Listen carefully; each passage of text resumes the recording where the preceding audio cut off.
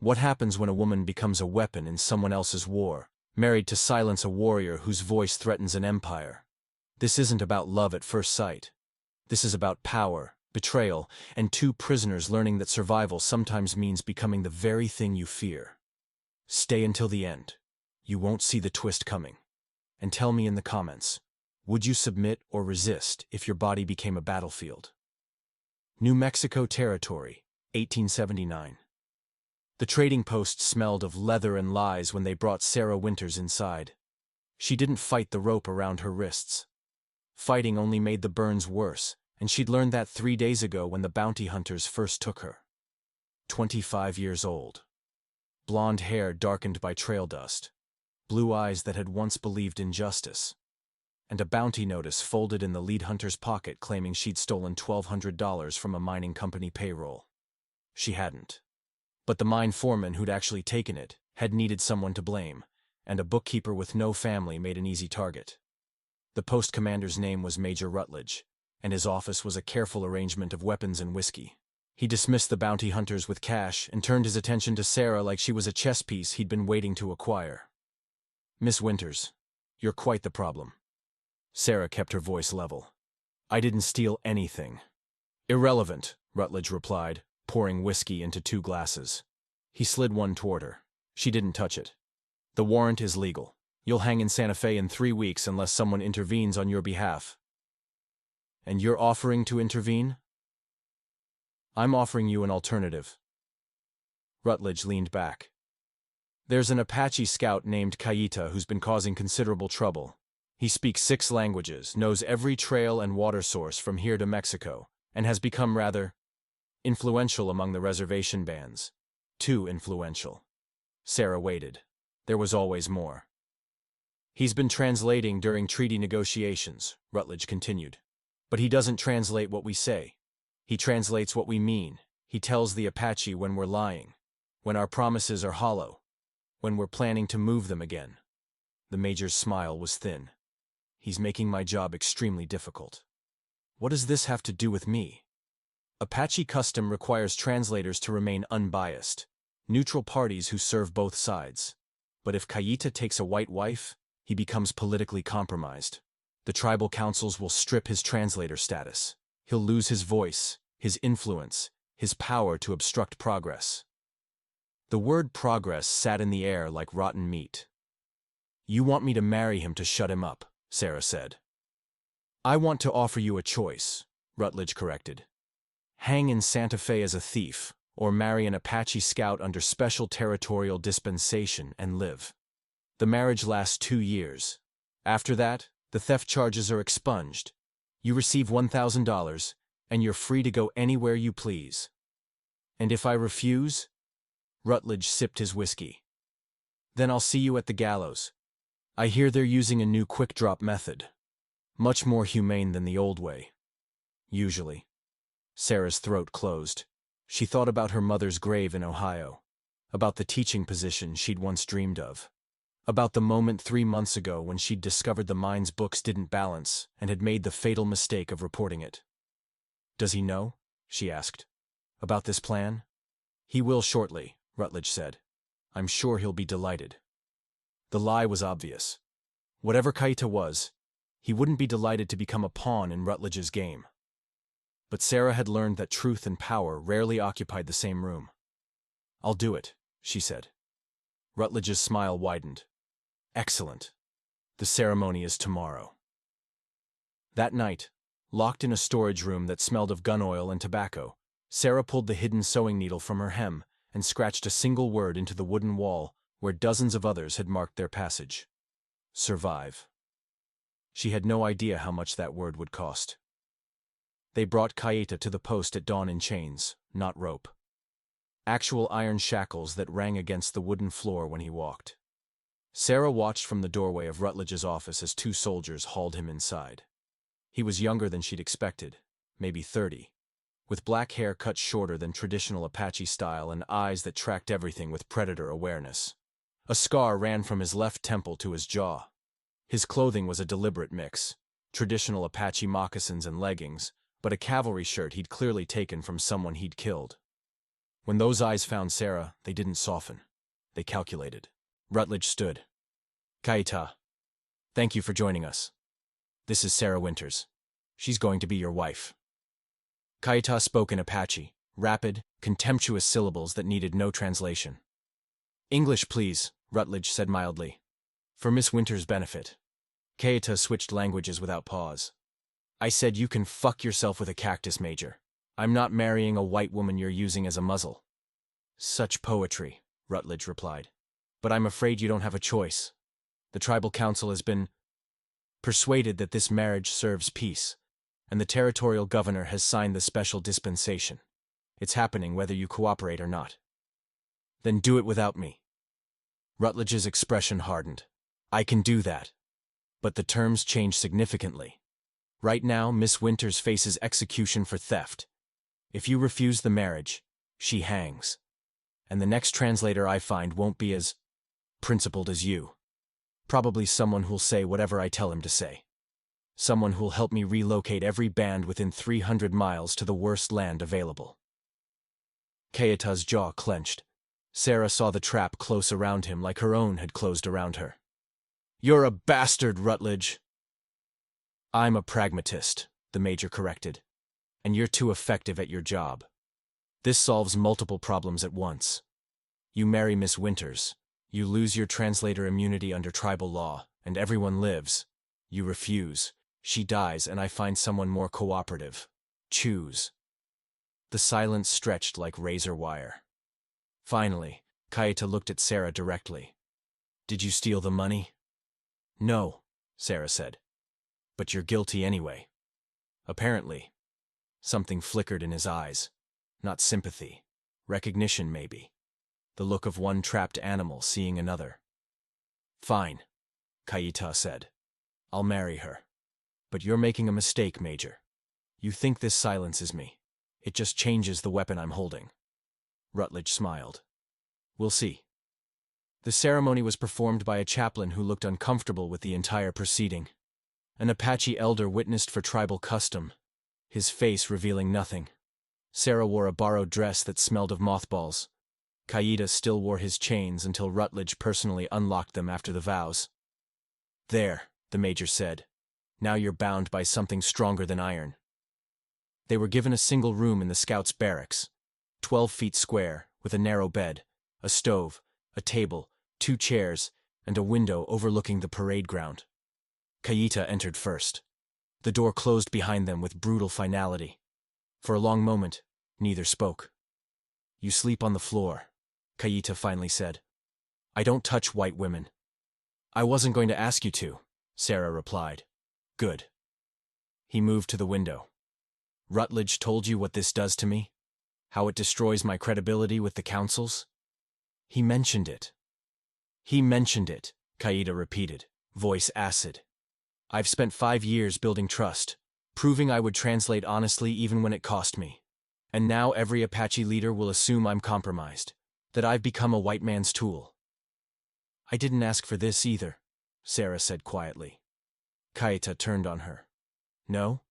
You chose the noose instead? I chose life, same as you. Life, Kaita spat. This isn't life. This is a cage with better furniture. He grabbed his rifle and headed for the door. Where are you going? Sarah asked. Away from you. Stay here. Don't leave without permission.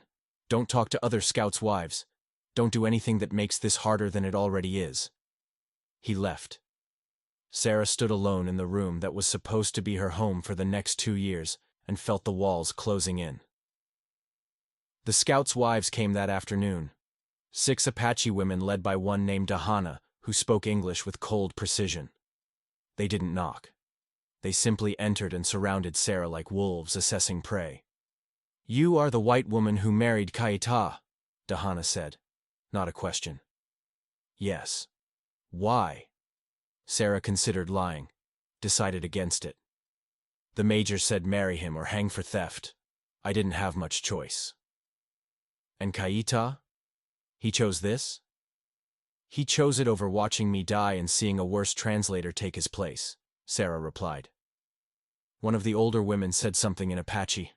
Dahana translated, She says you smell like fear and desperation, that you will break quickly. Maybe, Sarah said, but I haven't broken yet.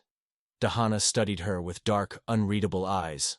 Kaita is important. He speaks truth when others lie. He protects our people with words instead of weapons. You are liability now.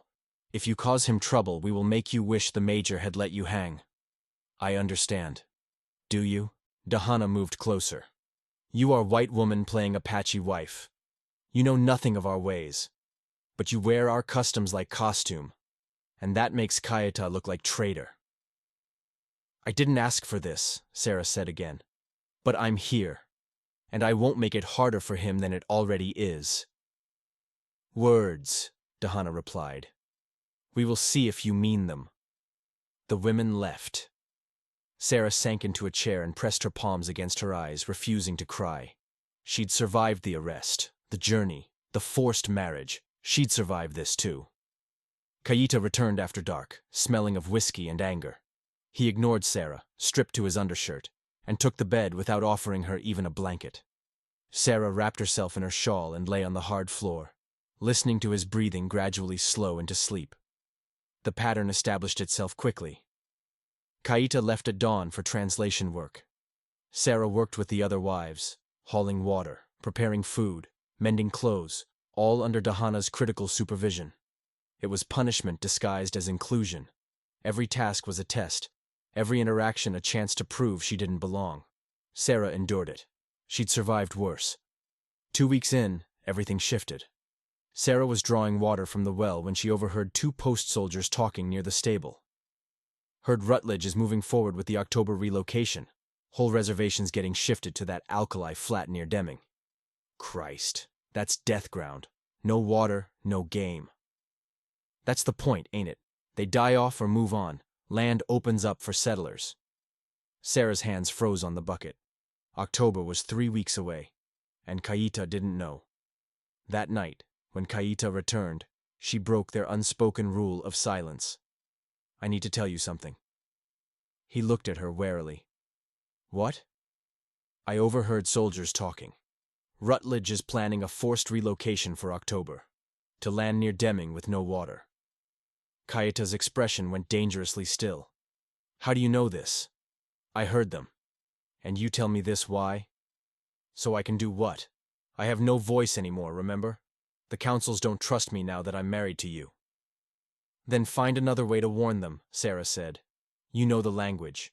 You know the people. And risk Rutledge discovering I'm interfering? He'll throw you back in chains and me with you.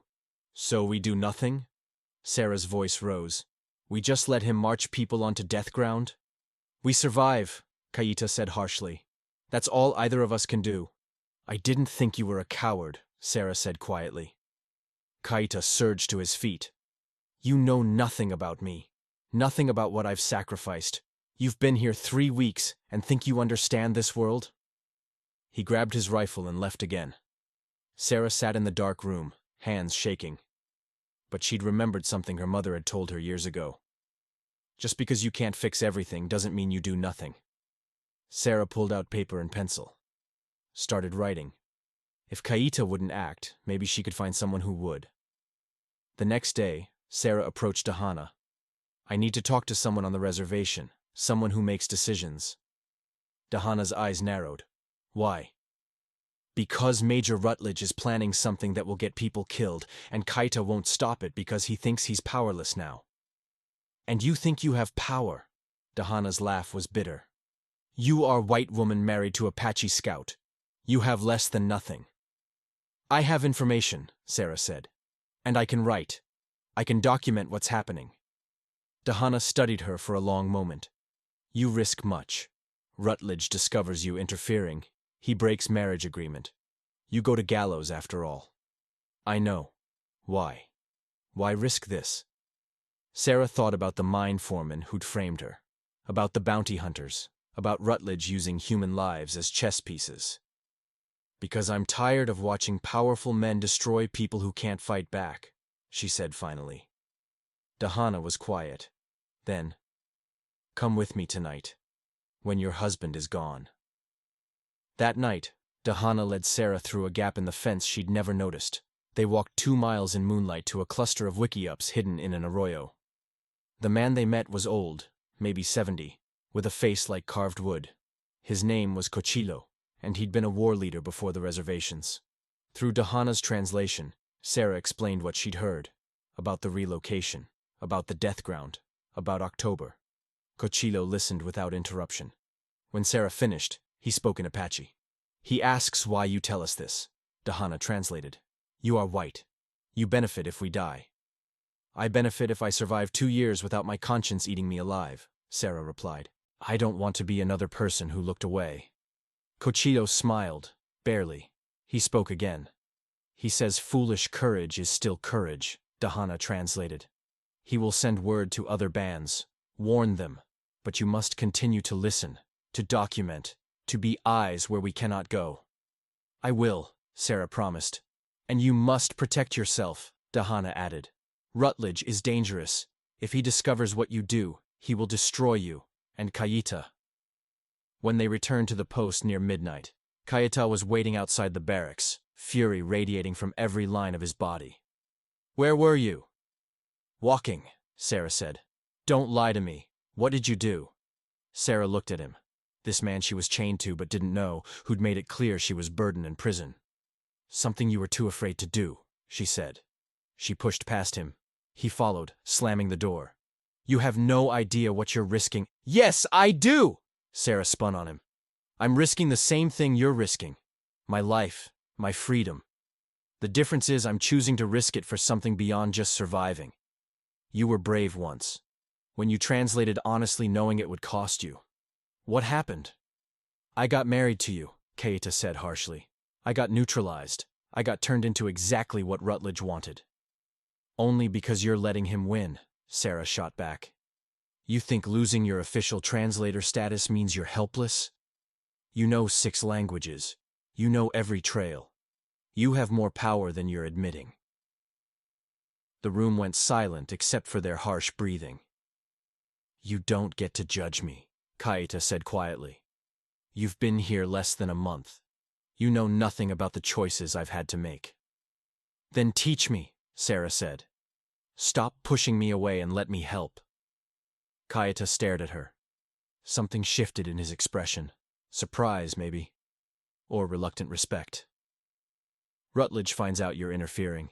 He'll hang you," he said finally. "He'll have to catch me first." "And when he does?" Sarah met his eyes. "Then I guess you'll have to decide whether I'm worth saving." She lay down on her floor pallet, heart hammering.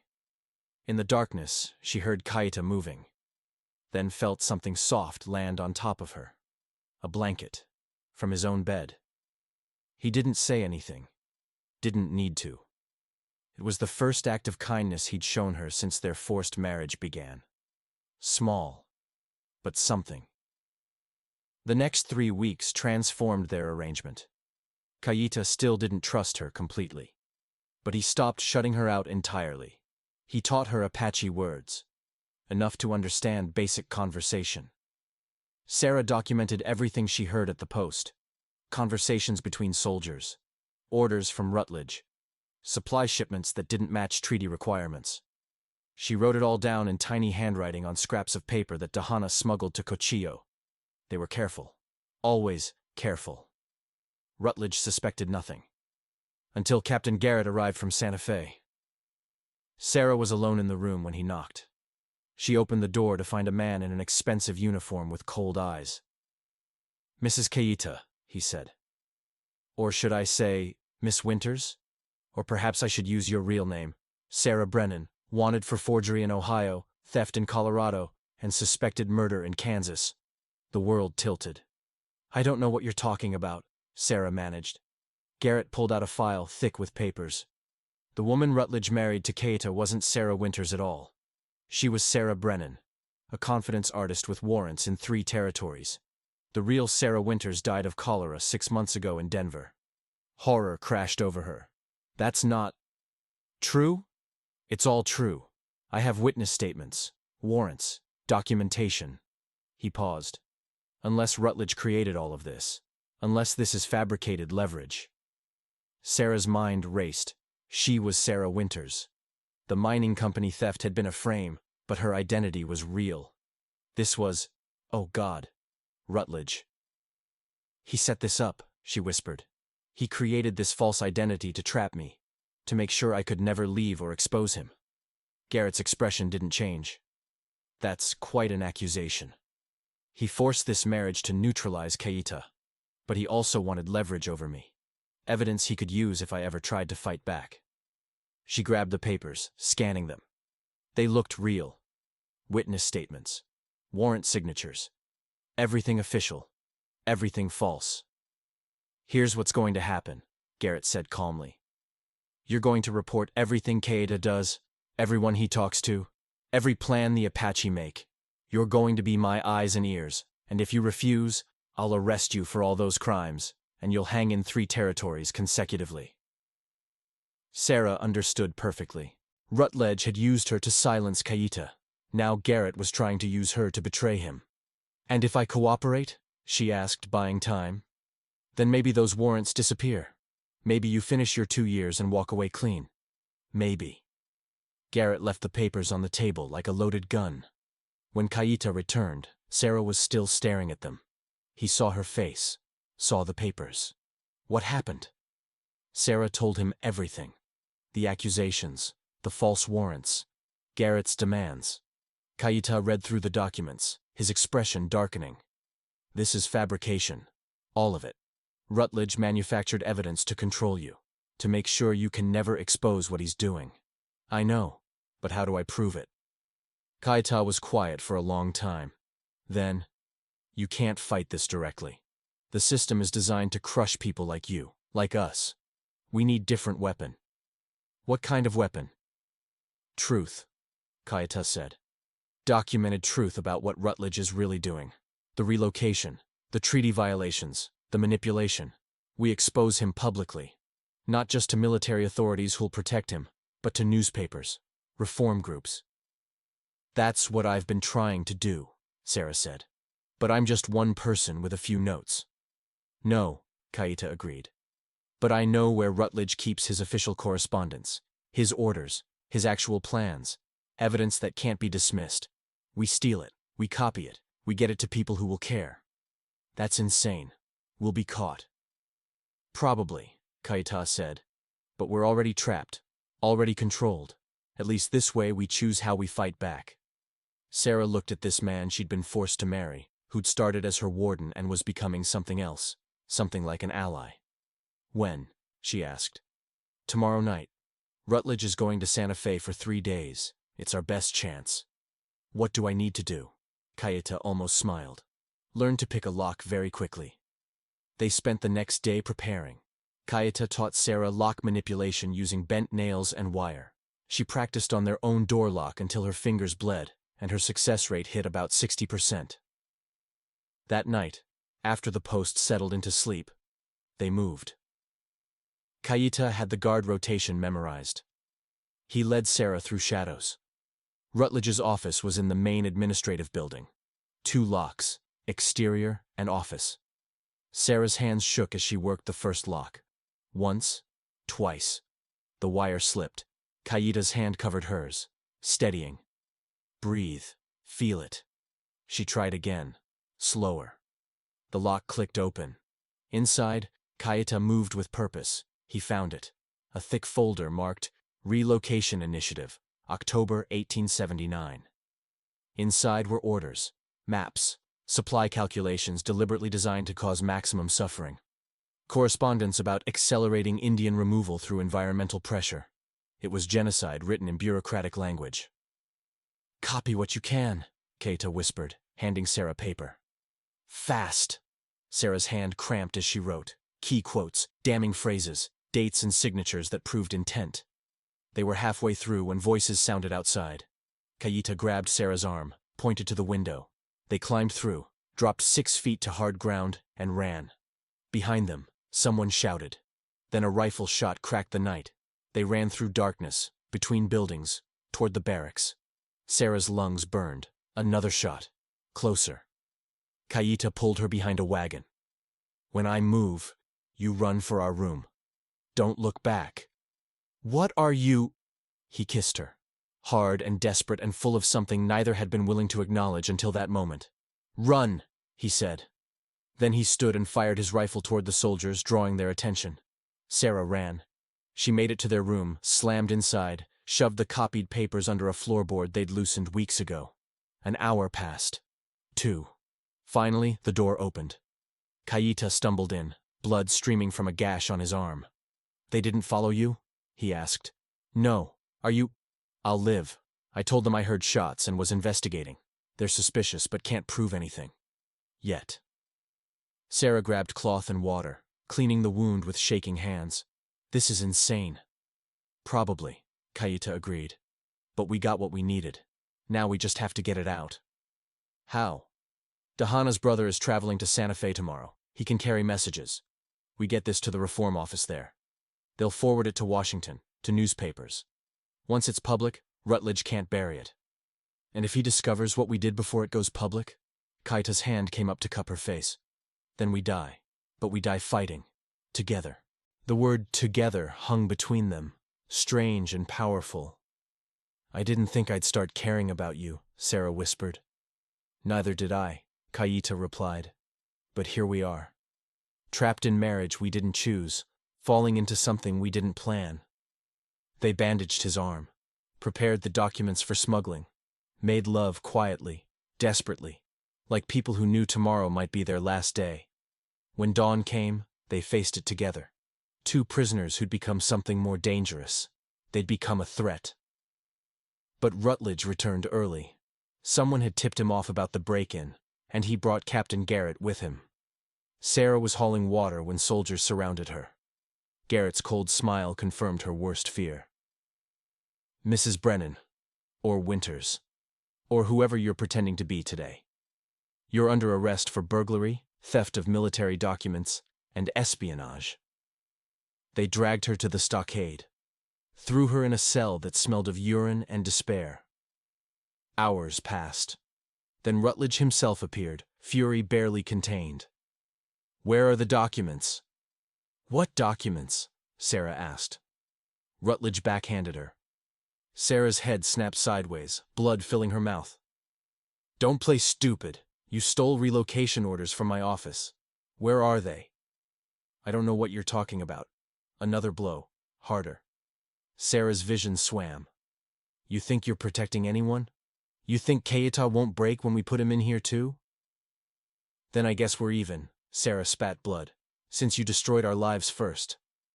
Rutledge leaned close. I gave you a choice, marriage or death. You chose marriage. This is what happens when you betray that kindness. Kindness? Sarah laughed, tasting blood. You used us. Both of us. You wanted to silence Kaita and control me, but you'll never find those documents. They're already gone. It was a lie. The papers were still under their floorboard. But Rutledge didn't know that. His face went pale. Gone where? Somewhere you'll never reach them. Somewhere they'll do maximum damage to your career. Did you really think we'd just accept your chains forever? Rutledge drew his pistol, pressed it to Sarah's forehead. I should kill you right now. Then do it, Sarah said. But it won't stop what's coming. Those documents will reach Washington. They'll reach the newspapers. Everyone will know what you are. For a long moment, the world balanced on a knife edge. Then Rutledge lowered the gun. Lock her up. No visitors. No food or water until she tells us where those documents went. He left. Sarah slumped against the cell wall, body screaming with pain, hoping desperately that Dahana's brother had already left for Santa Fe. 3 days passed in darkness, no food, water only occasionally when guards remembered. Sarah's body weakened, her mind began to drift. On the 4th day, the cell door opened. But it wasn't Rutledge. It was Kaita, with 2 Apache warriors Sarah didn't recognize, all armed. Can you walk? Kaita asked urgently. I think so. How did you? Later. We need to move, now. They half-carried her out of the stockade. The guards were unconscious or dead. Sarah couldn't tell which and didn't ask. Outside, horses waited. What's happening? Sarah managed as Kaita lifted her onto a horse. The documents reached Santa Fe, Kaita said, swinging up behind her. The Reform Office sent them to 3 major newspapers and the Bureau of Indian Affairs. Rutledge is being investigated. There's a federal marshal on the way. So why are we running? Because Rutledge still has authority here until that marshal arrives, and he's ordered your execution for espionage, the official kind, where they don't bother with a trial first. They rode hard into darkness, away from the post, toward the hidden canyon where Cochillo's band lived. Sarah barely stayed conscious, clinging to Kaita's arms as the horse pounded beneath them. When they finally stopped, Dahana was there with water and food and gentle hands that cleaned Sarah's wounds and wrapped her ribs where Rutledge's beatings had cracked bone. "The documents," Sarah whispered. "Did they—" "They reached everywhere they needed to," Dahana confirmed. "Newspapers in Boston, New York, Washington. The story is everywhere. Federal authorities are moving against Rutledge. But more importantly, the relocation is canceled.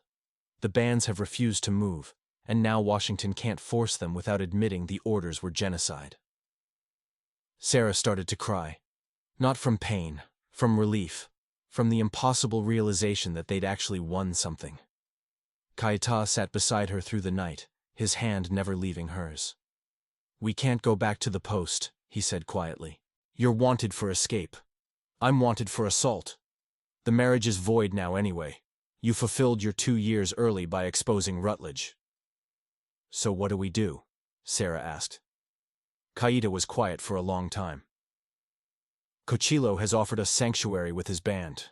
We'd be fugitives, living rough, always one step ahead of authorities.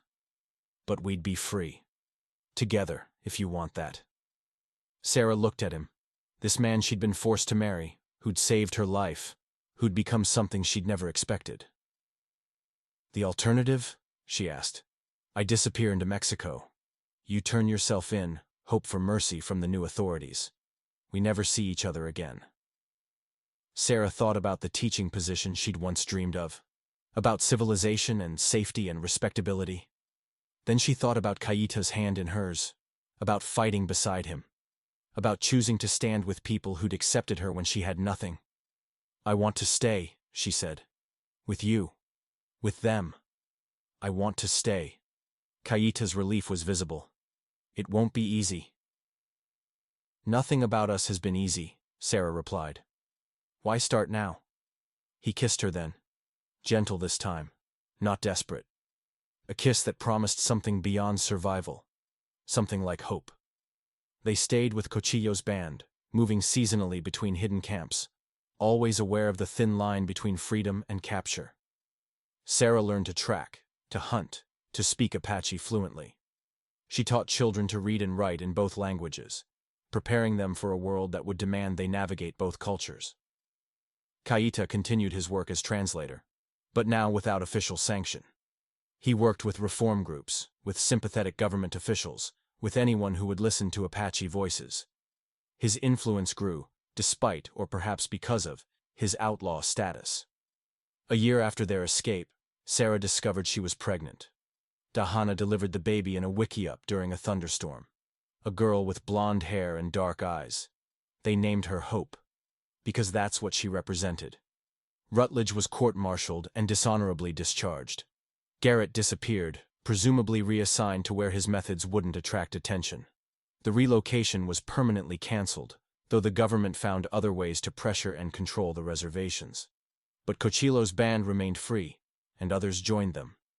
A growing community of Apache who refused to accept the reservation system, who chose dignity over safety, who survived through resistance rather than submission.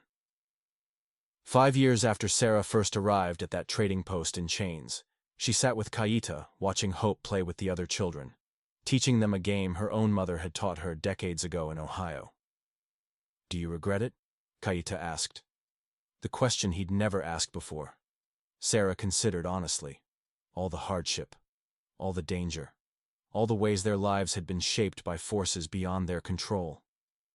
"I regret being falsely accused," she said finally. "I regret the circumstances that brought us together. But I don't regret choosing to stay. I don't regret choosing you." Even though we're fugitives? Even though we can never go back? I was never going back anyway, Sarah replied. Not to that world. Not to that life.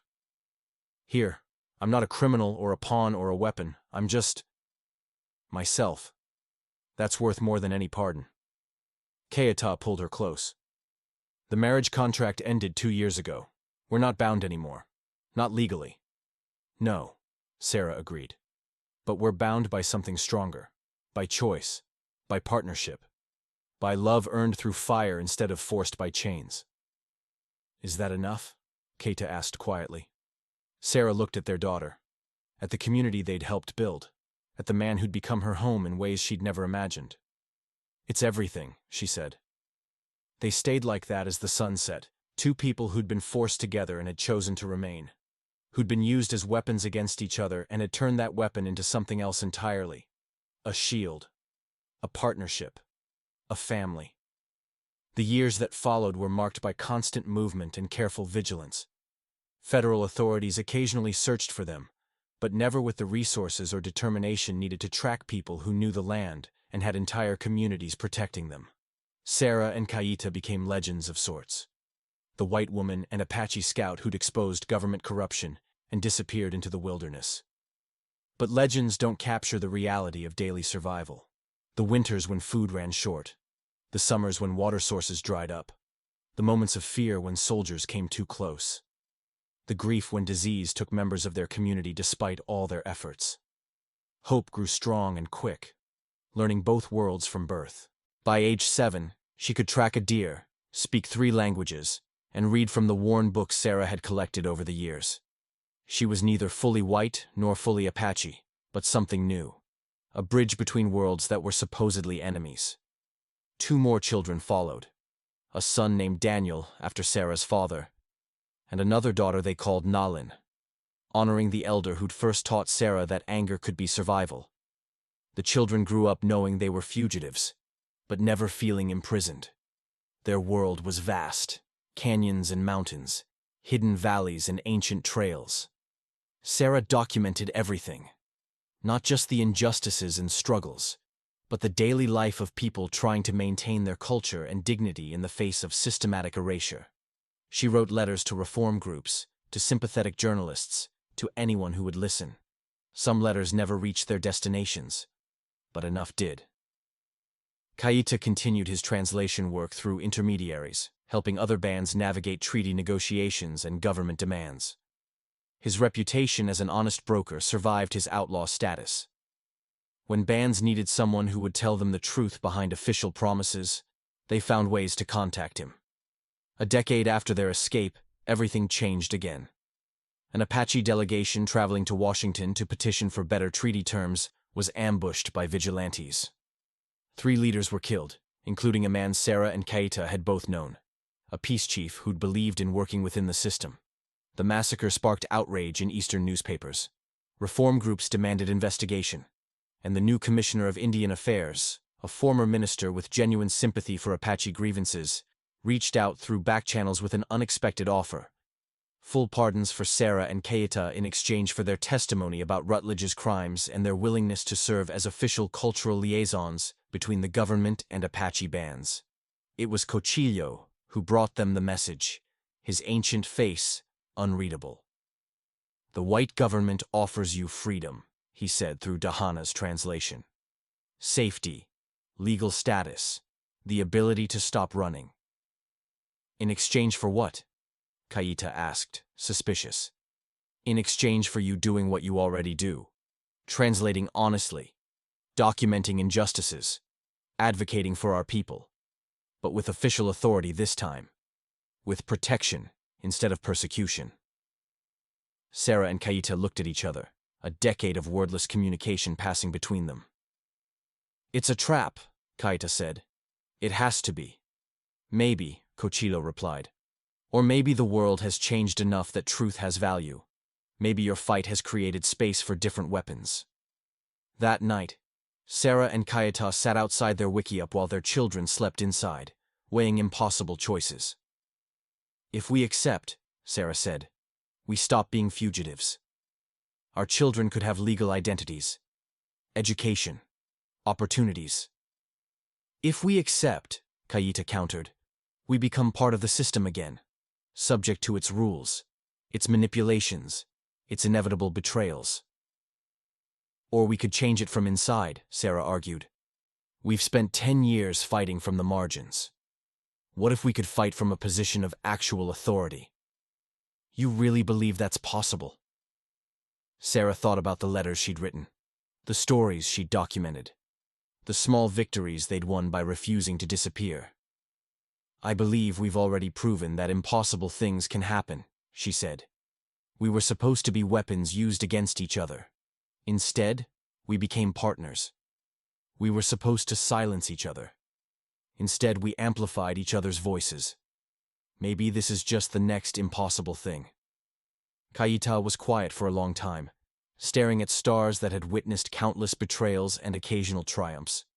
If we do this, he finally said, we do it on our terms. We demand guarantees, documentation, accountability. And if they betray us again, then we disappear again, Sarah finished. We've done it once. We can do it again. They accepted the offer, carefully, with conditions and witnesses and multiple copies of every agreement stored in different locations. The pardons were issued publicly, with newspaper coverage that told their story, or at least a sanitized version of it. Sarah and Kayita became official liaisons to the Apache reservations, with salaries and legal authority and the protection of the Bureau of Indian Affairs. It was strange at first, walking into government offices without fear of arrest, speaking in official negotiations without hiding their identities, their children attending school in Santa Fe, learning alongside white and Mexican and Apache students. But they never forgot where they'd come from, never forgot the chains that had brought them together, never forgot the people still living on reservations with inadequate supplies and broken promises. Sarah wrote reports that documented every treaty violation. Kayita translated with the same uncompromising honesty that had made him dangerous a decade earlier, and together they pushed for reforms that actually had teeth, supply guarantees with penalties for failure, land protections with legal recourse, education programs that respected Apache culture instead of trying to erase it. They didn't win every fight. The system was still designed to favor white settlement over indigenous rights. But they won enough fights to matter, enough to improve lives, enough to give communities leverage they'd never had before. Hope, at 16, announced she wanted to become a lawyer, to use white legal systems to protect Apache rights. Daniel wanted to be a doctor, providing medical care to reservation communities. Nalan was still young, still deciding, but already showed her mother's gift for writing and her father's talent for languages. 20 years after Sarah first stood in Rutledge's office facing execution or forced marriage, she stood in a Washington meeting room facing senators and bureau officials, testifying about ongoing treaty violations in New Mexico territory. Kayita sat beside her, translating her English into Apache for the tribal leaders in attendance, then translating their responses back to English with perfect fidelity. After the hearing, as they walked back to their hotel, Kayita took Sarah's hand. "Do you ever think about that first day?" he asked. "When Rutledge forced us together?" "Sometimes," Sarah admitted. "I think about how much I hated you, how much you hated me, how trapped we both felt." "And now?" Sarah smiled. "Now I think Rutledge made the worst mistake of his career. He thought he was neutralizing two threats by chaining us together. Instead, he created something much more dangerous." "What's that?" "A partnership built on shared suffering and mutual respect. A marriage that started as punishment and became purpose. Two people who learned that chains can be broken, but bonds chosen freely are unbreakable." Kayita pulled her close. "That's poetic. You should write that down." "I already am," Sarah replied. "I'm writing everything down. Our story. What happened to us. What we survived and built together. So our children and their children will know that forced beginnings don't determine final endings. That coercion can be transformed into choice. And that love," Kayita added quietly, "can grow in the strangest places, between the unlikeliest people." "Especially between the unlikeliest people," Sarah agreed. They walked back to their hotel hand in hand, Two people who'd been weapons aimed at each other and had chosen instead to fight side by side. Who'd been prisoners of circumstances beyond their control and had created freedom through resistance and partnership. The chains were long gone. But what remained was stronger than any chain could ever be. It was trust. It was love.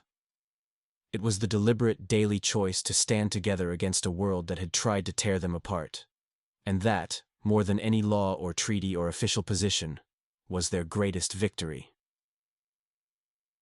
If this story of forced bonds becoming chosen partnership, of survival transformed into resistance, and of two people finding strength in each other moved you, hit that like button and subscribe. Tell me in the comments, would you have taken the pardon or stayed in hiding? Could you have forgiven someone who started as your enemy? And what do you think happened to Rutledge after his disgrace? Drop your thoughts below, and remember, the chains we choose are the only ones that matter. I'll see you in the next story.